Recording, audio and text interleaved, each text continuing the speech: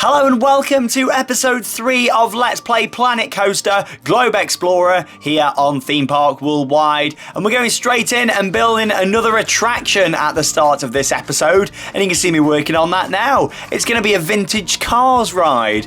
With it being a British area here at the entrance, we thought we've got to have a vintage cars ride in here, haven't we? It's like one of those traditional rides that fits in really well with the theme.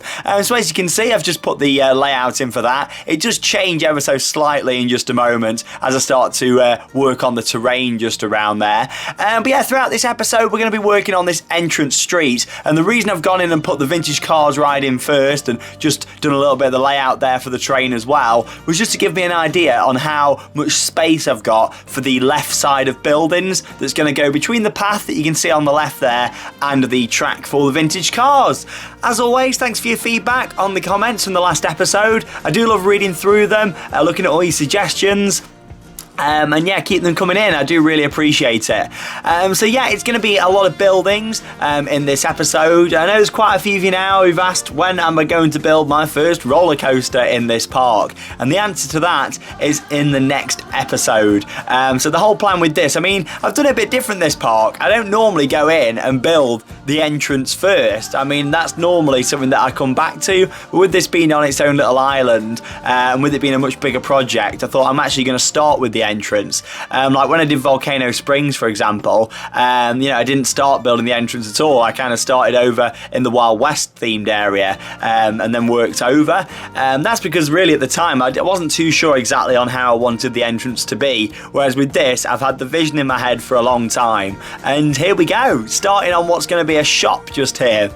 Like I mentioned in the last episode, the buildings here are all going to be very similar to that what you can see on the entrance plaza. White buildings with like brown and black finishes on top, some really nice turrets and different shapes of the roofs, but I'm trying to make sure that, firing the staff there, sorry guys, but yeah, I'm going to make sure that, the buildings have still got some nice differences on there, but I don't want to have too much again, because this is going to be a very seasonal street depending on the season, like Halloween, Christmas, we can go round and put a lot of decor in, so I'm not going too over the top here on the details, and that's why I've kept it like quite plain in terms with the white colour.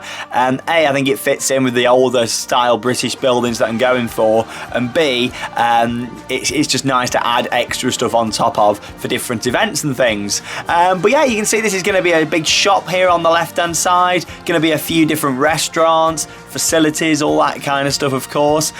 Staff areas are going to be put in as well, because obviously you have to have like the rest areas for them so they can have the breaks and chill out, and so they don't get grumpy. So yeah, I'll make sure I put those in as well throughout. In terms of this street then, in terms of not the look of it but the layout of it, it's been inspired by some of my favourite entrances to a lot of theme parks. So I mentioned in the first episode that it's a bit of an Epcot style park. This, very different than World Showcase in terms of, it looks nothing like this, does it? It's not got like the island at the front or anything. It's got Future World, well, at the moment anyway, until they split it off into the different areas.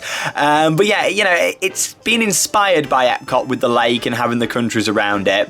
But then I wanted to have a very sort of what you go down Main Street USA style, when you go into Islands of Adventure, like the whole port of entry sort of area there at Universal. That sort of idea, that you're going to walk down this very compact street, and there's going to be these buildings like I'm putting in now on both sides, and you're going to sort of walk down there, and then you're going to be like, oh wow, it's very quite closed in, and then you'll come out at the bottom, and you're going to sort of, it'll open up, and you'll start to see the other rides in the distance, and you'll think, wow, like this is what I've come into, like this little street, and it expands out. But then when you walk into each of the areas, it'll close in again. I don't want it to be too open when you're going through the actual areas themselves. You know me, I like to have some smaller areas that you can sort of get lost in, and hence the plaza, what we did in episode 2. It's got them little areas where you can sort of walk around, and like the little paths and garden areas. I like little areas that you can just sort of get lost in, and when I say lost, I don't mean lost as in help, I need a map. Lost as in like lost in the magic, using that quote from from Disneyland Paris. But it's true, you know, I like stuff like that when you've got like little alleyways with shops down and that sort of thing. So yeah, there we go. We've got another big tower going in. That's going to be like the tallest building down here at the entrance. Very similar to like the turrets what we've got on the front. But yeah, that's actually going to be like a fake themed hotel called the Britannia Hotel. Like again, going back to Disney and Main Street USA, you've got a lot of fake buildings, haven't you, on there? You know, a lot of like different companies and things, when really there may be just one shop. I mean, use like Disneyland Paris for an example. A lot of the shops on the right hand side of the street, it's just one shop inside, but they've got like different names and different facades and things on the front to make you feel like they're actually different stores, all part of the storyline. But yeah, it is going to be a very story-based park, and the first coaster that I'm going to be putting in the next episode, which I have got an idea on, and I will reveal that a little bit later in the episode for you all, what the plan is for that. You know, that is going to be very story-based. Like I said in episode 2, you know, like, yes, this is a British area, doesn't mean I'm going to be recreating London and the House of Parliament and the Millennium Dome and all that sort of stuff. You know, it's like proper going in and doing different things that all relate to that country. Like the Cars ride, for example, it's going to be themed around some crazy guy who owns this car garage, you know, and he stores all old car parts and vehicles there, and you're going to go on this journey through his yard with all the different garages. You know, but it's some British guy who owns it. Going down that sort of idea, you know, with this. The train station, again, going back to the Disney parks, I really like how you go underneath the train station. However, I didn't want that to be the case at the entrance plaza, because obviously we've got the monorail there instead. So I thought, you know what, I'm going to put this train station at the bottom, because there isn't actually going to be a focal point at the bottom of this entrance, in terms of there's not going to be a castle or anything like that, because it doesn't fit with the more realism feel that we're going with this park. And the lake is enough of a focal point, really. I know it's not a building, but it's something where you'll walk down the street and you'll see it, and it'll have a nighttime show on and fountain show in the daytime, that sort of thing. So that will be the focal point, really. And I'm actually going to put a carousel just behind this building. So yeah, like the plan is, you're going to sort of walk underneath the monorail and you'll come into this street and you'll see the train station at the bottom, and that'll be quite a magical experience in itself. Just as a train's pulling in, you'll sort of see the street in front of you and then the train at the bottom. Kind of the reverse to like Disneyland, of course the original over in Anaheim, California. Magic Kingdom at Walt Disney World, that's the same. You know, you walk underneath the train station. However, a little bit different to that, it's at the sides you actually walk through at Disneyland and Walt Disney World. Then you go to Disneyland Paris and you walk underneath the hotel and then underneath the train station. So, you know, I wanted to do something very different to all of those and put the train station right at the bottom, closer towards the lake. And you can see this would be a really nice detailed building. Of course, it's, you know, going to have a lot of nice little details on there that shine through, and when the train's parked up in there, I think it looks really picturesque. Actually, it's a nice photo opportunity. It's going to have a clock tower that I'm just starting to put in there as well. And yeah, you know, this is really starting to come together quite nicely now. It's, you know, these areas what I'm going to be building in this park, they're not going to be absolutely huge. I am quite known for building huge themed areas. Like I look back to Volcano Springs, the first park I did with you guys on Planet Coaster, and I looked at like some of the lands, like the size of them, especially the Pirates themed land at the back of the park. It was huge, wasn't it? We had a B&M wing coaster, rapids, and a few other bits as well, and it was a big area. So I'm not going to do as bigger areas with this, but there's going to be more smaller areas with more rides in, if that makes sense, in different countries. So yeah, that'll be quite exciting. And again, just freshening it up, keeping it a bit different, and I want to build some different rides in this park to what I have done as well, hence the first coaster that I'm going to be building in the next episode that I'll reveal to you in just a few minutes. But yeah, you can see here working on that shop on the left hand side. Love them windows there, they're really nice. They remind me of Diagon Alley a little bit actually, from Harry Potter, and of course the land itself at Universal Studios Florida. But yeah, like just give me like them Diagon Alley vibes. Of course, a British area based around Harry Potter, so I thought, yeah, they fit in quite nice, don't they, with them sort of curved windows. And you'll see that I put a second level of those in just a moment as well. And the buildings here, like I said, they all follow a similar theme. However, there's some differences on them as well, like different windows, different doors. Some are going to have balconies, different signs. So I wanted them all to be the same sort of colour. I know I could have gone in and changed the colours up on some of these, but I thought, no, I do want them all to be the same colour. And like I say, I can do wonders with this at Halloween and Christmas and pumpkins on the roof, Christmas trees, garlands, you name it. I can do a lot with the different seasons. And what, with the start of October now, for actual Christmas this year is in real time, Christmas 2019, I want the park open, or at least some of the areas of the park open, decorated for Christmas, and of course have something on the lake as well. Anyway, I'll be back in the next couple of minutes, so I'll put some more footage in of me adding some more details on these buildings.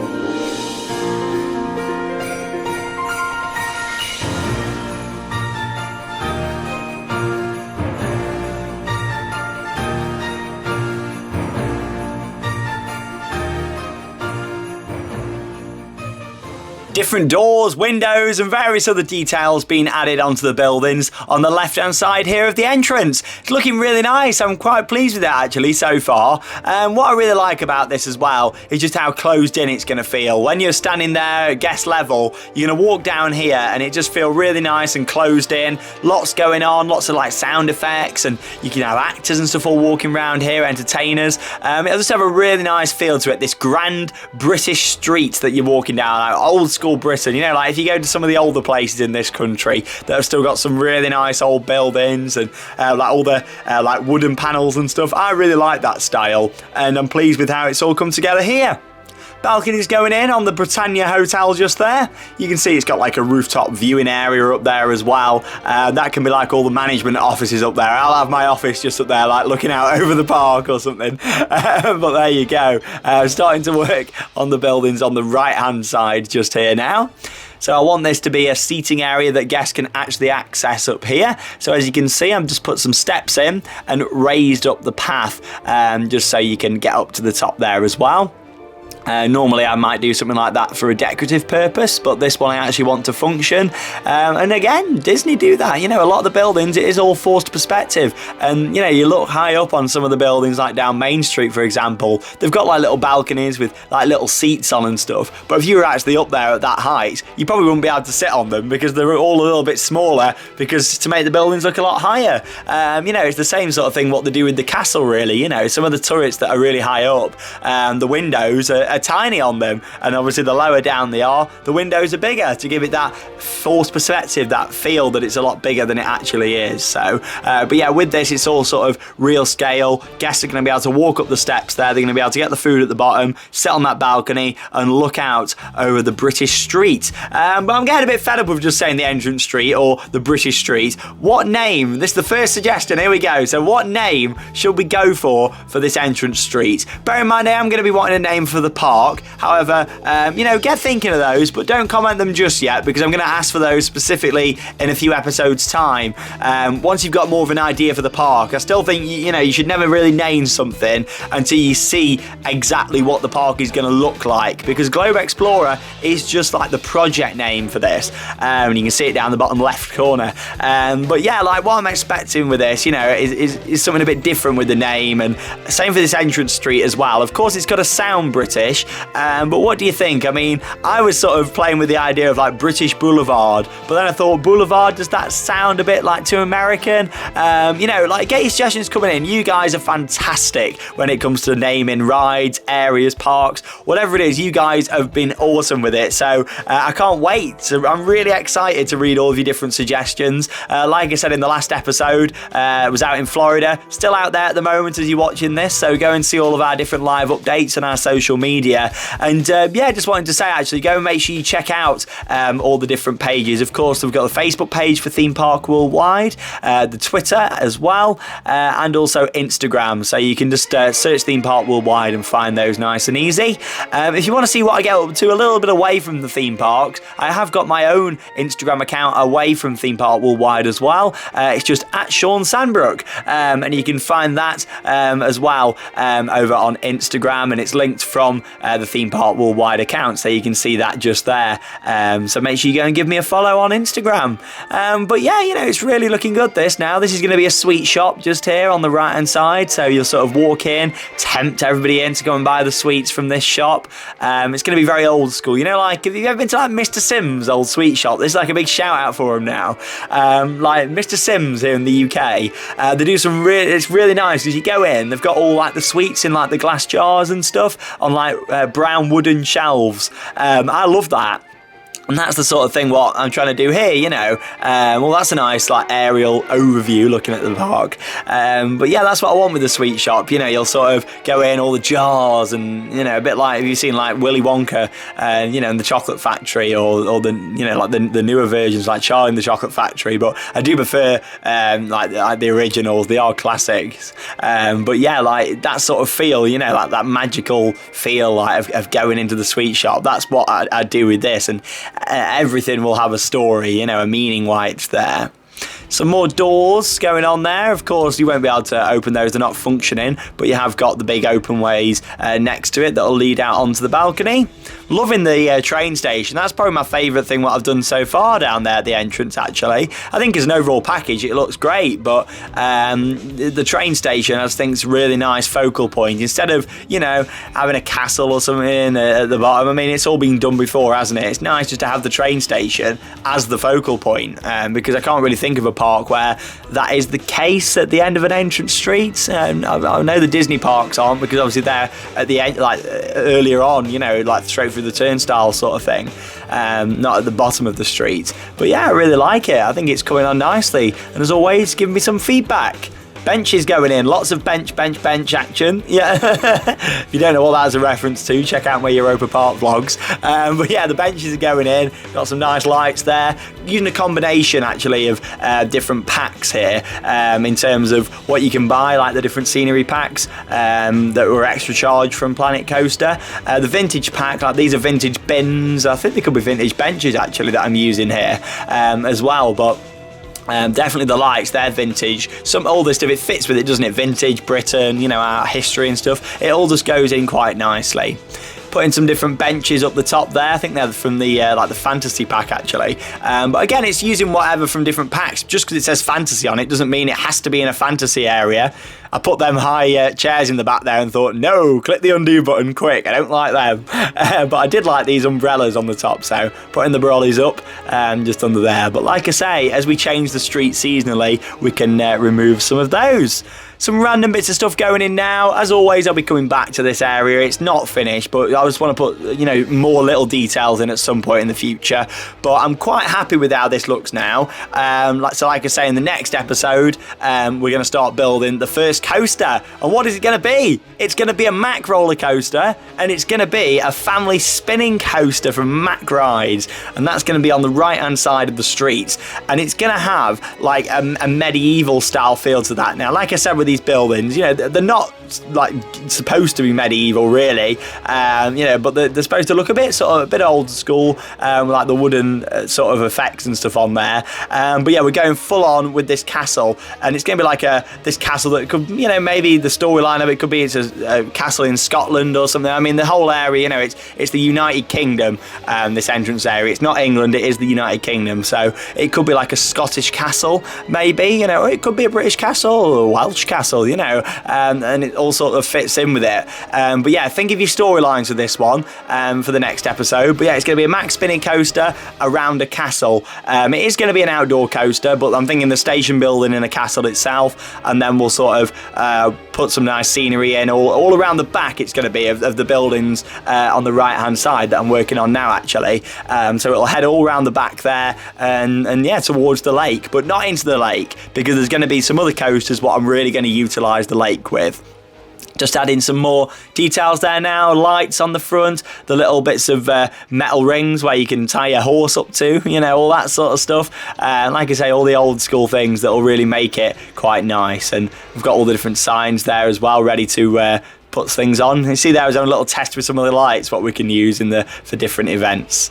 Just extending the path out a bit now at the back here. I mean, I'm not going to finish this off in this episode, because as you can see, there's only a couple of minutes left. But I am putting in another attraction, and here we go. It's a carousel, one of the large carousels that came out as part of the Vintage Pack, the DLC, and I think that looks really nice at the bottom. Again, it's another little focal point after the train station. But yeah, it's nice not to have like a big castle or a dark ride or something at the bottom. It's just the lake, and it's nice. It sort of builds up as you go down towards it, and you don't realise the size of the lake. Like when you're down at guest level there, bear in mind this carousel is going to be covered in lots of different landscaping around it, lots of planting, like British gardens, that sort of thing. You're not going to really know the lake's still there. Like you'll see a little bit of it, and in the background you'll see other rides at the back, hinting towards what I might be putting in there in the future. I'm going to be open and say, I'm not going to keep you guys in suspense with that one. I do want a B&M hypercoaster in this park at the back. I've not built one before in Planet Coaster, so I'm thinking a hypercoaster along the back of the lake would look absolutely stunning, and it'll take some designing, because you know what I'm like, I'm a bit of a perfectionist with things.